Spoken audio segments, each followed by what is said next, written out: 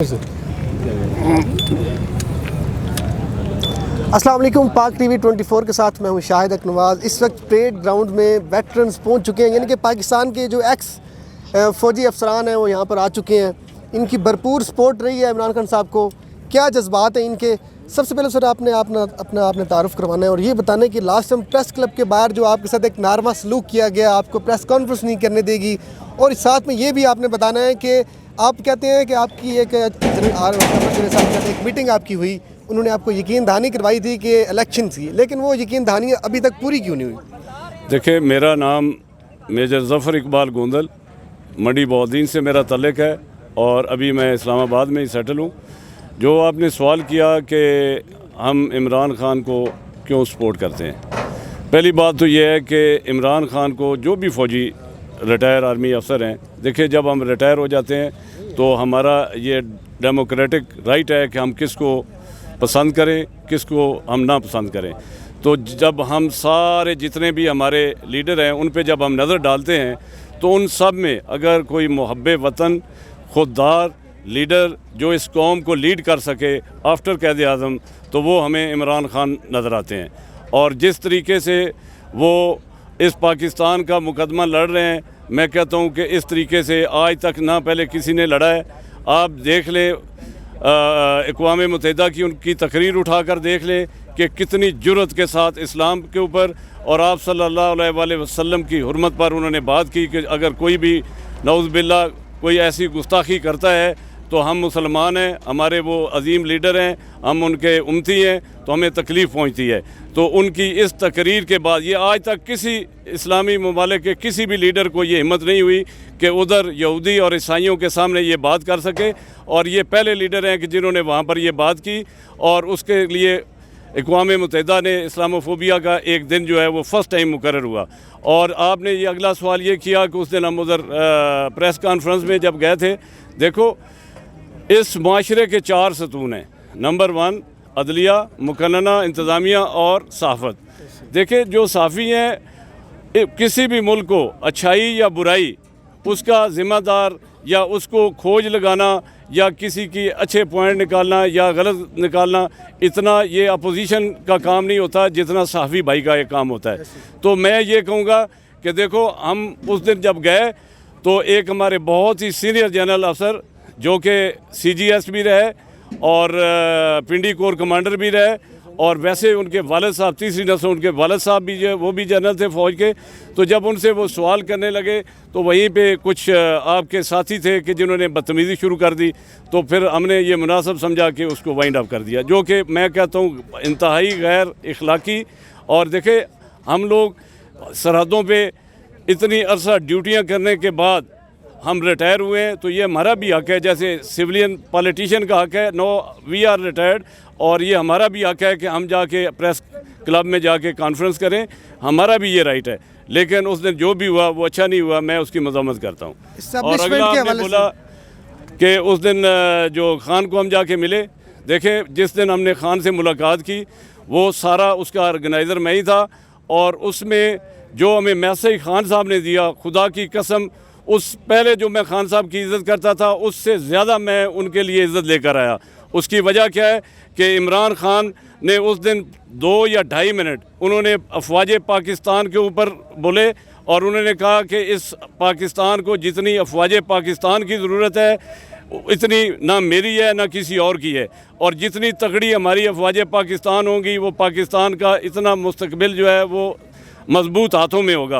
तो ये हमें एक हौसला मिला कि वो हमारे इदारे के साथ हैं, और हमारे पहले आज तक जो लोगों ने बदतमीज़ियाँ की, इदारे हमारे को गालियाँ दी, हम उसको कंडेम करते हैं और वो एक्सेप्ट भी नहीं करते, और ना आइंदा भी कोई ऐसा लीडर जो हमारे इदारे के ख़िलाफ़ गलत बयानी करेगा वो एक्सेप्ट भी नहीं करेंगे, क्योंकि हमारे खून के अंदर फ़ौज रची बसी है और इंशाल्लाह हम उसका दिफा करना भी जानते हैं अपने इदारे का। अच्छा मेजर साहब, खान साहब को ना बिल्कुल तनहा कर दिया इन्होंने। एस्टैब्लिशमेंट, ब्यूरोक्रेसी, 12-13 जमातें अलग हो गई हैं। क्या पैगाम देंगे, किस तरह से वो दोबारा इक़्तिदार में आ सकते हैं? देखिए, मेरी बात सुने, कोई भी मूवमेंट है ना उसको दबाने से वो नहीं दबती।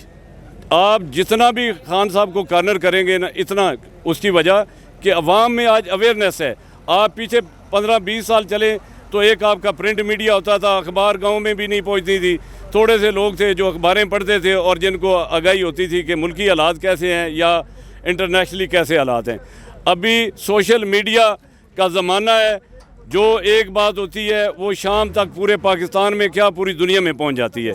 तो इसलिए खान इंशाल्लाह दोबारा आएगा, जितना मर्जी ये दबा लें, जितना मर्जी खान को आइसोलेट कर लें, मेरा ये ईमान है जब कौम जाग जाए, जब कौम बन जाए तो फिर वो शिकस्त नहीं खा सकती। और पूरी कौम इस वक्त देखो, आप पिछली जब इमरान खान कुर्सी इक़्तिदार से अलहदा हुए, जब उन्होंने कॉल दी वो खुद उधर मौजूद नहीं होते, तो आप देखो हर शहर में ठाठे मारता हुआ समुंदर लोगों का निकल आता है और उनके साथ यकजहती का इजहार करता है। तो ये लीडर की ये निशानी होती है, ये नहीं होता कि जनाब बिरयानी या पैसे दे के लोग। अभी हम हैं, इसके जितने भी जलसे खान के हुए हैं, हम अपनी कारों पे खुद हर जगह पे गए हैं, लेकिन आप दूसरी जमातों में देखें तो उधर बिरयानियाँ देकर लोगों को पैसे देकर जलसों में लेके आते हैं।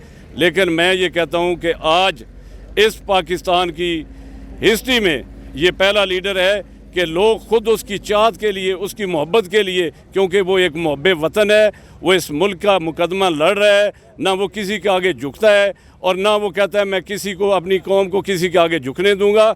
आप पिछली हिस्ट्री देख लें कि हमारे जो फाटा था, जो अभी KPK में जम हो चुका है, कि कितने 400 ड्रोन हमले हुए, लेकिन जब खान ने इक़्तिदार लिया तो एक भी, कभी आप साफियों भाइयों ने सुना कि एक भी ड्रोन हुआ?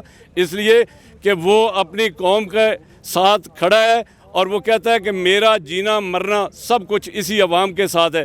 जो सबसे मैं आपको एक ज़रूरी बात बताता हूँ, देखो कौमें उस वक्त तक नहीं बनती जब तक अपना वो तशख़्ख़ुस उजागर ना करें या उसमें अपनी अपनीयत जो है वो लोगों को ना ज़ाहिर करें। तो आपने देखा कि खान वाइट हाउस गया, खान प्यूटन को मिलने गया, अक़वाम मुत्तहिदा गया, तो एक शलवार कमीज़ पहनकर और नीचे पेशावरी चप्पल पहन कर जाता है। ये कौम का एक उसकी पहचान होती है कि जो अपनी पहचान लोगों को जाके बताता है, वो टाई कोट और ये सारा तो वो बड़े ही बार से है और सारी दुनिया एज ए क्रिकेटर उसने घूमी है। लेकिन जब आप लीडर बनते हैं, किसी कौम को लीड करना होता है, तो अपनी पहचान पहले दी जाती है।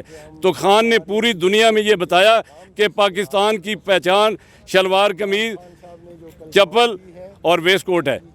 मैं ये कहता हूँ कि ये सबसे बड़ा खान का कारनामा है कि वो अपनी कौम को उसने बार भी बताया कि हम कैसे मुसलमान हैं, कैसे पाकिस्तानी हैं। अच्छा मेजर साहब, ज़िमनी इलेक्शंस आ रही हैं, पूरा प्लान बनाया गया है रिगिंग का।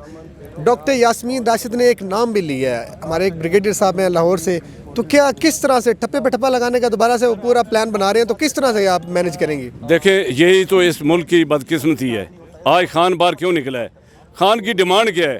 खान की डिमांड ये है कि आप एक दफ़ा साफ शफाफ इलेक्शन कराएं और इस कौम को, जब आप कहते हैं जमहूरियत क्या है, what is the democracy, government of the people, by the people and for the people. तो जब आप लोगों के वोटों को चोरी करेंगे, उनके वोटों को काउंट ही नहीं करेंगे और अपनी मर्ज़ी से चोरी के ठप्पे लगा के अगर आपने जमहूरियत या MP MN चुने हैं, तो वो जमहूरियत तो ना हुई ना भाई मेरे, वो तो फिर एक चोरी हुई। तो अगर वो चोरी में, तो वो मास्टर हैं।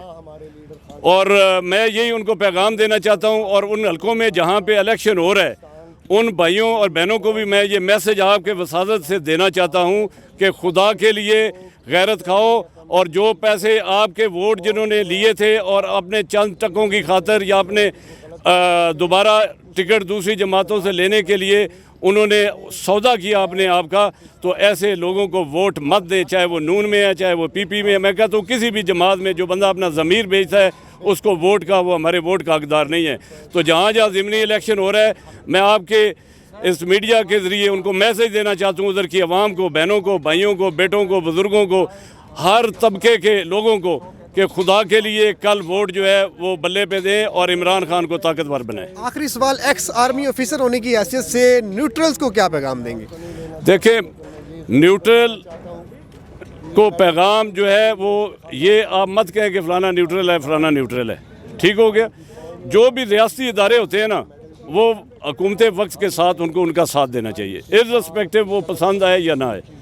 तो जिस तरीके से हमारे पे ये इम्पोर्टेड हुकूमत मुसल्लत की गई है, उनकी ये ड्यूटी में शामिल है, चाहे जिस तरीके से भी है वो उनकी ये ड्यूटी में शामिल है।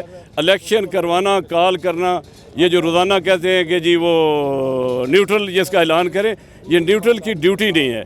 ये ड्यूटी है अवाम के जो नुमाइंदे हैं, जो वज़ीर आज़म है, उसकी ये ड्यूटी है इलेक्शन कॉल करे। चीफ इलेक्शन कमीशन की ये ड्यूटी है इलेक्शन वो कॉल करे। ये ऐसे ही हम मतलब अदारों को दरमियान में घसीट के ले आते हैं, जिनका काम है उनको करने देना चाहिए। शुक्रिया sir, thank you. Thank you.